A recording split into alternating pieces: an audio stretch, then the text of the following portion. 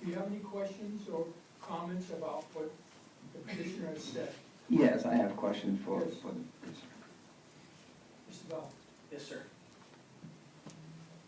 Mrs. McChesney, thank you very much. I feel your passion, and I'm a big supporter of Ms. Astorian knows as it relates to performing arts.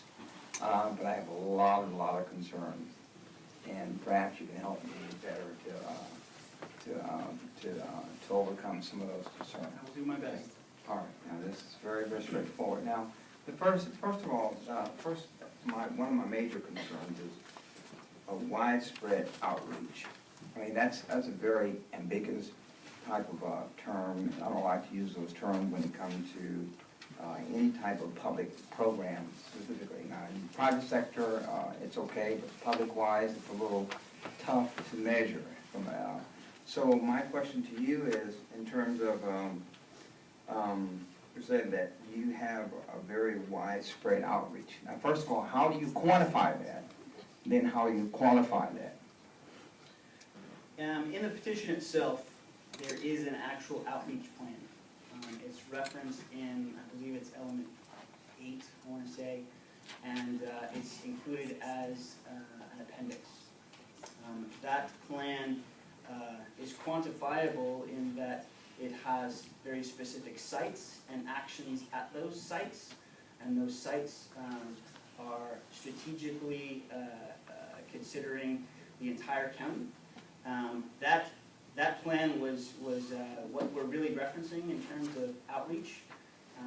There are some other kind of considerations mentioned in the element itself, but as indicated in the conditions, if the county board does not feel that plan is sufficient, or if they would like different target areas or different procedures, we're happy to accommodate that. It's too ambiguous. I mean, in terms of, when you look at quantifiable, it has to be something that's measurable, that's very measurable.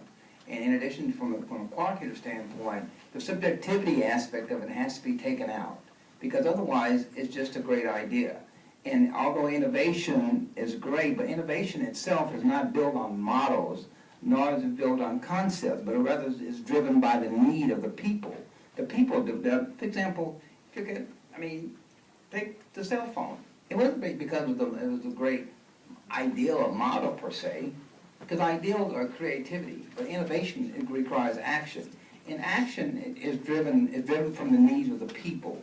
So my question is, again, from the citywide support, or excuse me, countywide spread outreach, I didn't see anything in the petition that would make me, where I would feel comfortable that there's a real outreach there.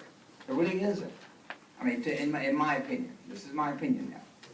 And so I'm asking you to help me to feel better about that. Quantifiably, from a measurement standpoint, and also from a qualitative aspect. Perhaps we're maybe talking about two different things.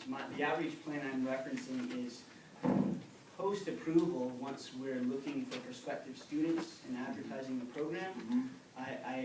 I guess my understanding of quantifiable is that I'm talking about very specific sites, actions, locations, dates, and timelines. But that is post-approval. That's to attract student applicants and enrollment prospects. If you're asking for, is that what you're talking about, sir? Or are you talking about? That's part of it. That's part of it. Well, what I'm in terms of, you mentioned your targeted outreach in terms of the citywide, but you really didn't specify. For example, you didn't say much about the foster youth, foster children. You didn't say much about special disadvantage. Now, citywide, countywide encompasses all of this. Sure. In terms of outreach, in terms of inclusion, and what I think is very critical. Those are things that I'm looking for. I'm looking for what are the real critical indicators that would make me feel comfortable. Do you have an idea about how you can target foster youth? Yes, there are a lot of ideas. Matter of fact, I sit down and visit with the director of Oakland, Dennis, I can't remember his last name. Don Harris. It was very nice. We had a 2-hour meeting, and I had tons of questions, very helpful. Of course, that's not one of their targets, obviously. But in this case, I think from a county perspective, we're very, very much concerned about all youth, any youth that's within the purview of our office. So we want to make sure all individuals are included. So when I look at countywide, I don't want to see more than just Clayton Valley or Concord and such. I want to see individuals in terms of plan-wise, even on paper. I mean, for Discovery Bay, or Antioch, Pittsburgh and such. I want to see all that on paper, and I want to see some justification of that. Right, so is that, I mean, that's exactly what I'm talking about in terms of the outreach plan in the appendix. Okay. There are, it's not Concord and Clayton or I understand. It's quite widespread in terms of, we cover a large geographic area really across the county. Okay. But I guess in general, Mr. Bell, I am very, very amenable to suggestions and ideas. If you have a certain specific concern about our outreach capability, and you have a suggestion for how we can improve that, that's exactly the kind of thing that I'd be willing to consider in the MOU and try to meet your expectation. Any other members? I have other questions, but I'll read one more question, and that's all I will. Sure. You had mentioned that your proposal would not have any negative impact on the other school districts. Now, how could you say that? I mean, what evidence do you use to support that? The evidence that I presented in my PowerPoint, sir, is the evidence that I have. You know, I have a real problem with that, or a real problem after visiting several of the schools and such, but not just from a subjectivity standpoint, but really looking at the numbers and such, and crunching the numbers. I have a real concern that there indeed would be a negative impact. I mean, obviously, if you take away students, and I'm not saying that's good or bad, I'm speaking in general, there's some type of impact.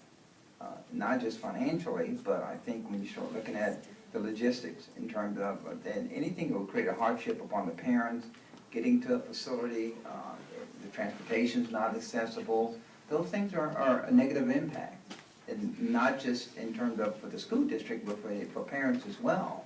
And those who may want to participate economically. I mean, if it's not logistically within a closer proximity to where they are currently attending or like to attend, it creates a hardship. It's very, very difficult for parents.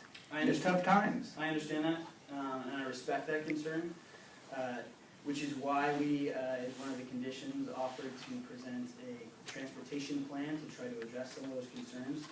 I know County Connection works with schools and school districts in terms of routing and timing of bus schedules and things of that nature.